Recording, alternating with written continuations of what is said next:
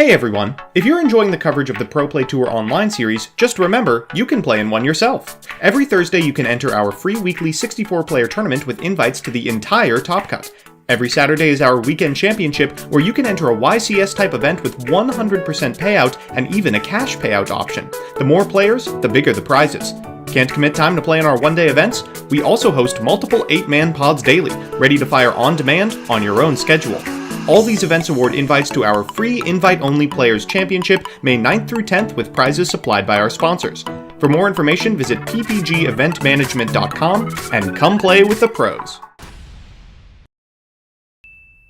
Ladies and gentlemen, welcome to round one of the Pro Play Tour Weekly Championship. I'm Alex Cimo, joined by Mr. Joseph Rothschild. We already have a feature match going on, so we're just going to go ahead and get right into it and skip all the formalities. We have Cam Neal here, the red player, as the username actually Christian Urena. So do not get confused.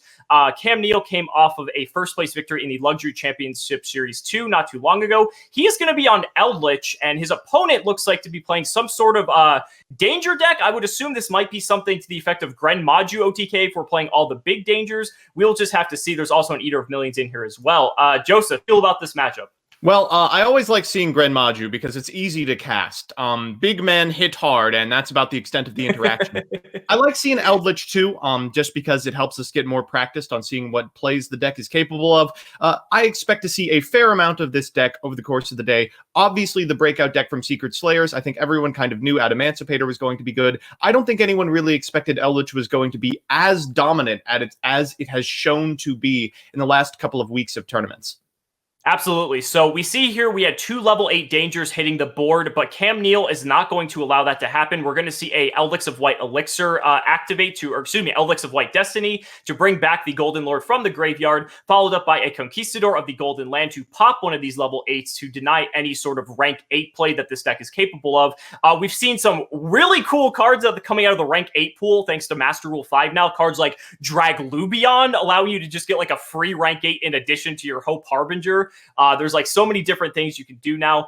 So a little bit heads up here. We don't really have too much of a threat going on. Also with the defense position, Eldlich, as well as the Conquistador, we're playing a bit of defense here, and you shouldn't have to fear a Gren Maju one-shot. Yeah, so the one thing about Gren Maju that's always scary is the possibility that at any moment, a big boy with about 9,000 attack could just come down and end the game immediately. Now, Eldlich has a couple of pieces of insulation against that specifically. Eldlich himself has such a big butt that truthfully he's only going to be able to be gotten over by either Bigfoot or Gren Maju themselves. So for that reason, forcing out the Bigfoot into the graveyard and putting the Eldlich in defense position walls this entire board full of monsters that otherwise would have to get through. Right, now this Gizmek is coming down. This is going to effectively replace the level 8 that the Gren Maju player lost in Bigfoot. You're not able to use that second effect to be able to pop a card. That would be insane if you were able to use both effects in a single turn. I mean, it's already really good. Yeah, absolutely. I'm not saying Gizmek's a bad card by any stretch, but could you imagine if you could use both effects? That would just be insane. I try not to. We have the... we have the replacement now. We're going to see what he opts to go for here. He's still got, this defense, and then he also has a graveyard just loading Scarlet Sanguine. He's got White Destiny for next turn.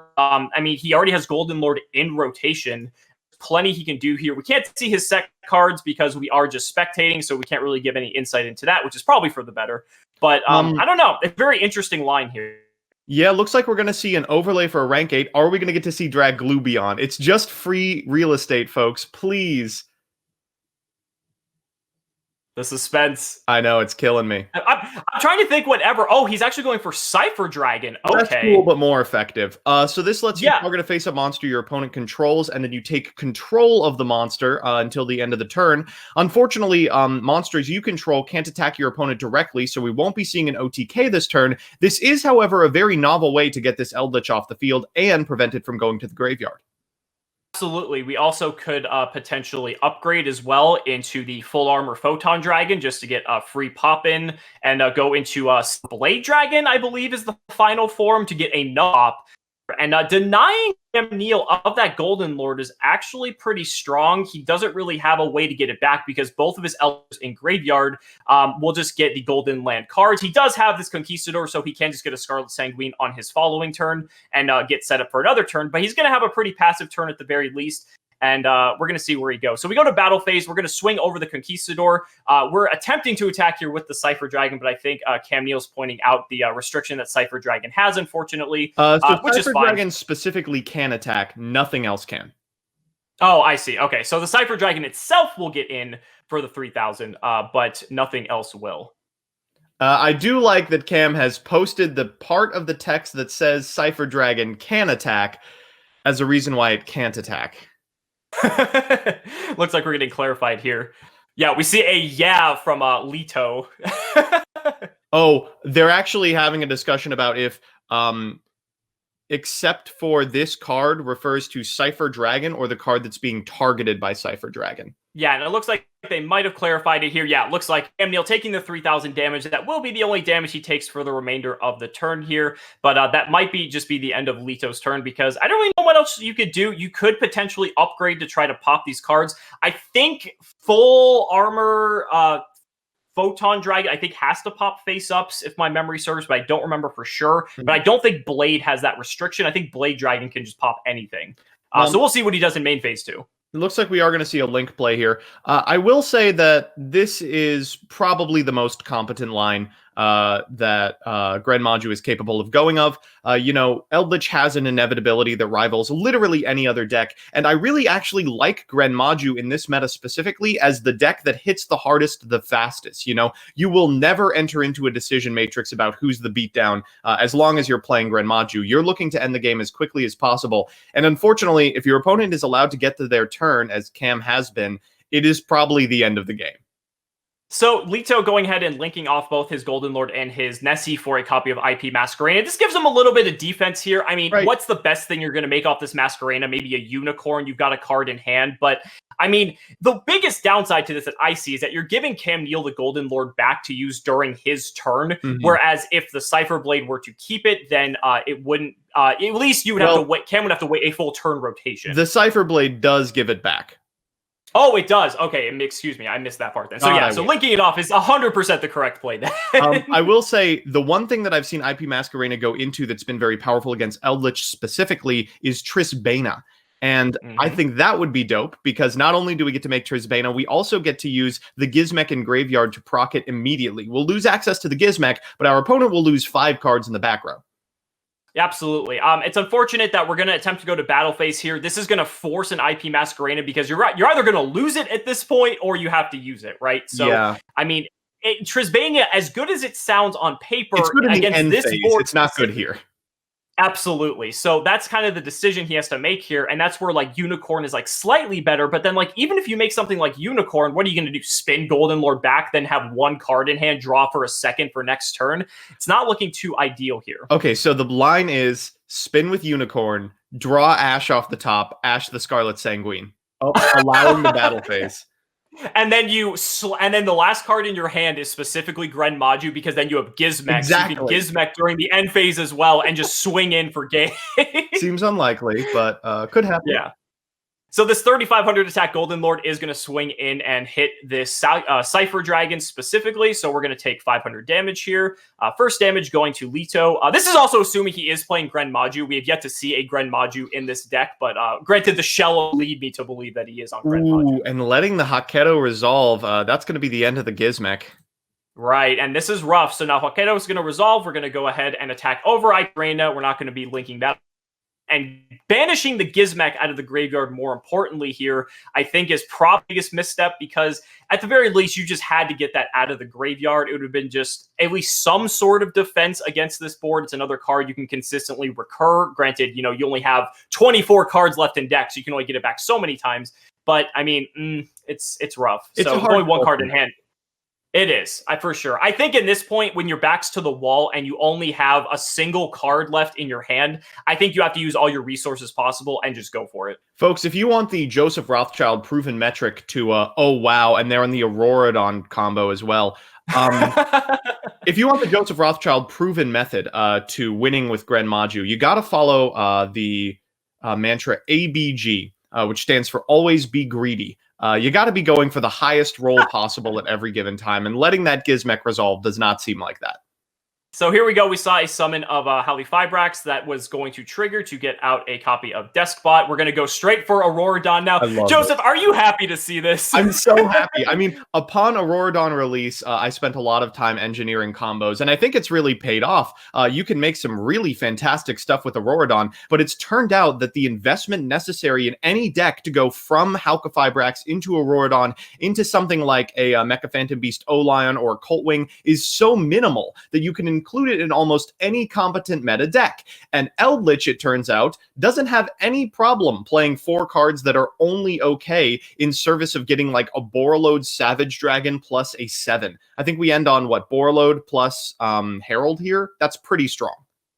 Yeah, we have that, but then we also have all the Golden Land cards that are going to trigger in the end phase as well. We have Scarlet that's going to trigger, Conquistador is going to trigger, so you just have a much more robust version of the Eldlich deck that puts up multiple negations in addition to the already strong back row cards that the deck is notorious for playing. I think it's cool. I think it's so cool to see this this interaction between these cards that people didn't initially expect when it comes to it, because also there are the restrictions on the Eldlich cards as well that make it a little bit, it's not the first thing that would come to people's minds is to go this direction, but just like that, Cam Neal taking game 1 against Gren Maju.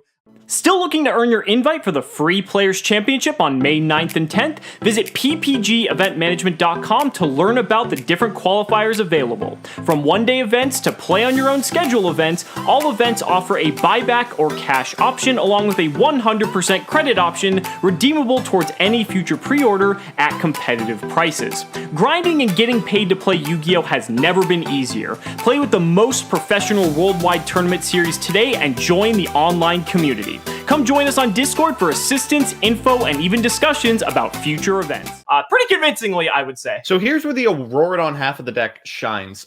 It makes sideboarding a nightmare. Like, what are you bringing in against Eldlich? Cards that are good against control decks. What are you bringing in against Auroradon? Cards that are good against combo decks. How do you board? Depending on the half of the deck your opponent sees, both halves win the game independently. So either they're playing Eldlich with 1 card down because they bricked into a copy of O-Lion or something, or they're just straight up playing a combo deck that includes a Solemn Judgment. Like, it's so hard to maneuver around. While these players are also side decking, can we just talk about the sheer dynamic level of different builds of Eldlich that we've seen? There's pure Eldlich, there's invoked Eldlich, there's Lightsworn Eldlich, there's Auroradon Eldlich now. I mean, there's hybrids in between those variations. Right. Lightsworn Eldlich, for example, originally I was like, what, you're Ridening to put more spells and traps in the graveyard? No, you're Ridening because it's a tuner. You can use it and Eldland to go into Howka Fibrax to enable Auroradon lines. I mean, the maneuverability of this deck is off the charts. And it just so happens a Charge of the Light Brigade searches that tuner and mills you deeper into the deck, which means you can hit more of those Golden Land or Elixir cards just to give you more advantage in addition to that. But here we go. We're going into game 2 here. Is this deck opting to go first? Oh, wow. So there are things you can do going first. There are 8s that are not terrible against Eldlich, but they're not fantastic either. Like Sanafond, for example, is the usual free 8, but it's not actually very good against Eldlich because Eldlich returns a card from the graveyard to the hand before special summoning. It doesn't special summon from the graveyard. It's a little wonky. There might be another 8 that they're on that might be more important. Golden Lord just happens to circumvent everything. I hate this card. It does everything under the sun. So Lito went ahead and used his Ogopogo, pitching a copy of Gizmek from the randomized pick to special summon it out. He happened to hit a Gizmek, which is pretty nice because he has a free rank 8 off of that. So we're just going to go straight for a Hope Harbinger placed in defense position. Or looks like attack position now. Yep, and then we might just be setting some cards here and passing. Not the strongest board, not gonna lie. No, yeah, Hope Harbinger is like the backup play. It's like, well, I apologize. I can make Hope Harbinger, but I don't know how important resolving spells is for Eldlich, especially if they don't have like exactly Black Elixir and must resolve it. I'm trying to think, if you're Lito, what were you siding in going first that you wanted to go first as this Gren Maju danger deck that you really wanted to like? What are you? What? I guess, but like, I guess you are playing Dangers and Allure of Darkness and Trade-In, so you have the capacity to draw like half your deck. But I don't know. We're going to see a set 4 pass here from Cam Neal. Pretty typical of an Eldlich deck. I mean, it doesn't have to do anything crazy on its first turn. Usually it's just setup. But here we go. There can be only one flipped during the end phase here. And that's really only okay. Yeah, there are ways to work around this. There are cards that can deal with this. I think this was maybe shotgunned a little bit preemptively. Ooh, a pointer of the Red Lotus. Now, you're the master of this card. I don't know what you're talking about. I still stand by this card. This card does something that no other card really does in the game right now. You get to look at your opponent's hand. You get to rip a card out of it. Even if it's only temporarily, if you hit the one card that stops them, the card is just paid off in dividends, and you might just win the game as a result of it. So 2 things about Gren Maju specifically. Firstly, all of their cards do the same thing. They're big chonkers that hit hard. So it's not that big of a deal if they lose one non-critical portion of the combo game. Secondly, I think you're absolutely right. No deck sees more sideboard cards in games 2 and 3 than Gren Maju. It's got the trade-ins, it's got the allures, it's got the Pot of Desires. So if you think you have silver bullets, I think it is reasonable to pick to go second, or to go first rather. However, I don't think there can be only one as a justifiable silver bullet for going first. I think they were likely trying to find something like a Royal Decree. Still picking this card out of the opponent's hand, this is going to be the only turn that matters. If you can mount an offense this turn, the game's over. If you can't, then your opponent is going to walk away with Eldlich. Very interesting to see Cam Neal. I would assume side decking this in for game 2. That's not something you typically see side decked for going second. Cam Neal was probably thinking he was going to be forced to go first because he's playing he's playing against Gren Maju, presumably. And a second pointer. Oh my god. Man, who needs hand loops? We could just flip up trap cards. Yeah, so we're going to get rid of both Danger Tsuchinoko as well as the Danger Nessie. And now here comes a Conquistador playing defense here. Cam Neal identifying that maybe there's no other threats in Lito's hand other than this copy of Hope Harbinger that's already on the board. And I wish we could see what else was in the hand. That would be so awesome. Well, there's one. There's a Gren Maju. Okay. That probably influences the defense position monster a ton. We're in a bit of a weird scenario where Hope Harbinger is a card that can't just detach for no reason. But yeah. Whoa. Was that okay? lethal?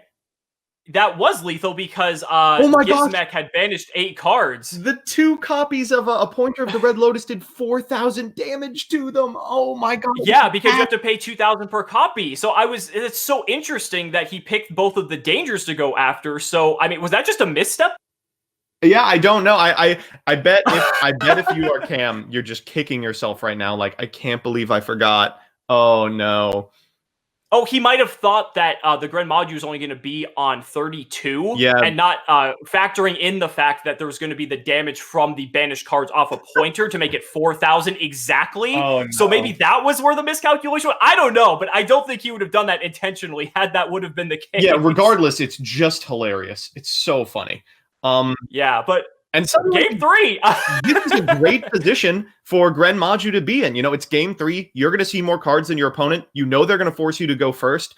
You can board in accordingly. I mean, honestly, I'm feeling pretty good if I'm playing Gren Maju, despite the fact that the deck is clearly less competent than Eldlich. Yeah, so now here we go. Magician Souls for Cam Neal. I just love this card in Eldlich. I think this is incredible. Being able to cycle the Eldlich cards out of your hand and get new cards, and then those cards will trigger during the end phase. Look at this. He sent White Destiny as well as Golden Land to the graveyard. So now he gets to get 2 new cards, and during the end phase or main phase 2, then those cards can just cycle for even more. The amount of advantage that Magician Souls offers in this deck is absurd. I mean, would you even Ash Blossom this? This is a 2-for-1, except your opponent is absolutely going to have a Scarlet Sanguine for the next turn. That's probably the better Ash Blossom target, so you are giving them this unbelievable plus just because the alternative is worse. I mean, Magician Souls is just a no-win if you're on Eldlich. I agree. I think saving the Ash Blossom for any way to access Golden Lord is correct, because as we've seen in the past in plenty of other feature matches that you and I both commentated, that if you can stop Golden Lord from hitting the field, your ways of winning go up significantly. Chap, so we're going to see that Hope Harbinger is good against tuning specifically. I don't think this individual is actually even on tuning. They're on much more competent tuner monsters. So we saw a normal summon of Ash Blossom to give us the material needed to go into Howly Fibrax. We're then going to summon out Jet Synchron out of the deck. We're then going to link off both of those for the Auroradon, and now we just have Auroradon plays. Now this is weird. You'll notice that they didn't get 001. Instead, they're going to use Auroradon to get a copy of Mecha Phantom Beast O-Lion, and then they'll use the Graveyard effect of Jet Synchron to get it back as the format. So what that telegraphs, if you're the opponent, is that your opponent has not only a different combo line in their sights, they are also able to send an additional spell or trap from their hand to the graveyard to potentially proc more Eldlich stuff. Ooh, that's, I mean, look at this. This is so crazy. Eldlich with Borreload Savage Dragon. I love it. Oh, man. We're going to make a Herald, too, if we discard a card out of our hand. That's so strong. We're going to have to see what he's got. We got this far. Yeah. I mean, Savage Dragon's already intimidating enough. But granted, like, having it backed by everything else that Eldlich provides is just absurd. Being able to set 4 and also have 2 negates on board, one of which is an onboard macro, is just the most ridiculous thing. Yeah, I mean, a lot of people forget, too, that Herald of the Arclight is an on-field macrocosmos. Yeah. Like, it's a negation, yes, but the macro effect also is just absurd in addition to that. Here comes Golden Eldlich to get a copy of Jet Synchron. Unbelievable. And then you can use the Eldlich in Graveyard, popping the Auroradon that's equipped to Borreload Savage Dragon to bring it out if you so desire, because it still retains the counters. I love people finding these very unique ways to get Eldlich to the board by taking advantage of cards their deck would already otherwise use. We've seen this in decks like Invoked Eldlich, right? Yep. You can use Magical Meltdown as part of the way to get Golden Lord back. Like, that is just absurd value because you're already getting the value getting to the Alistair, but then you get that in addition to it. Crazy. I will say, Herald of the Arclight, while it is a macro, very seldom, actually is a macro. Usually what it means is your opponent loses their battle phase this turn. It's only got 1,000 defense. Their normal summon will get over it, but a lot of the time, battle is the way that decks like Gren Maju get over really problematic cards like Borreload Savage Dragon. So while it may not represent a ton of negates on field, it does represent a calculation that your opponent has to make and play accordingly. So here we go. We have Curse Eldland from Cam Neal. Now we're going to get a copy of Conquistador of the Golden Land. So that's going to represent at least a pop. Getting Golden Lord back to the field is going to be very easy with this current board. He can even send the Eldland and get another plus in addition to that. He has 1 Eldlixir and 1 Golden Land in the graveyard. So that way he's able to get another Eldlixir and another Golden Land card during his end phase here. He's going to be really set up. I mean, this is going to be very difficult for Lido to break. So notably, he is going to be set up. But this board isn't unbreakable. If you are Lido, you are playing a lot of really powerful going second cards. You can potentially super polymerization this board away. The Eldlich and the Herald, of course, both being light. Getting that Eldlich off the field is pretty critical to resolving a lot of your effects. There are a ton of really strong cards specifically made to out boards like this. Sphere Mode, for example, it's just going to be a determination of if they found them or not. To be fair, though, if you're going up against Eldlich, I guess you saw the Aurora on half of the deck, but right, are you really going to draw it? Are you really going to board into Sphere Mode and then they just set 4 pass? That's what I mean. That just seems so counterintuitive to be able to do something like that, and I can't really see a majority of players willing to make that decision. We're going to see what happens, though. We got an Allure of Darkness on Lido's end, so we're going to see how deep he can dig for these side deck cards. Yeah, and you hate to see it. I mean, this would be sweet to negate, and realistically, your Herald probably isn't going to get a negate over the course of the turn anyway, but you're negating the draw spell. Yeah, it looks like he is going to go for it, just because you can't let them see more than probably 5 or 6 cards. It's tough, though, right? Because it's like, I personally would rather want to just negate the card that they're going to actually threaten you with.